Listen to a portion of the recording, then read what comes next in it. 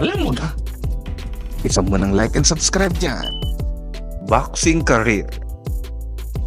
Sa kabuuan, kumita si Pacquiao na higit 500 milyong dolyar mula sa kanyang mga laban at endorsement deals. Ang kanyang pinakamalaking kita ay mula sa laban nila ni Floyd Mayweather noong 2015 kung saan kumita siya ng $130 million.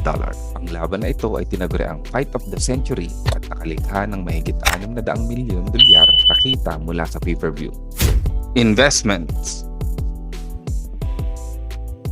Meron siyang higit sa 100 real estate properties, kabilang ang mga luxury homes sa Pilipinas at United States. Isa sa mga kilalang ari-arian niya ay ang isang mansion sa Beverly Hills na binili niya noong 2015 sa halagang $12.5 million. Ginamit niya ang kanyang mga ticket sa laban nila ni Mayweather upang makuha ang property na ito sa isang bidding war. Endorsement. Si Pacquiao ay may iba't ibang negosyo, kabilang ang mga hotel, beach resort at gym sa Pilipinas. Meron din siyang partnership sa mga kumpanya katulad ng One Championship at isang clean tech company sa Ottawa.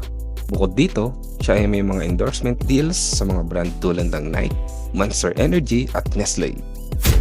Political career. Nagsilbi si Pacquiao bilang isang congressman at senador sa Pilipinas, kung saan nagtrabaho siya sa mga isyung tulad ng edukasyon, kalusugan at reforma sa buwis.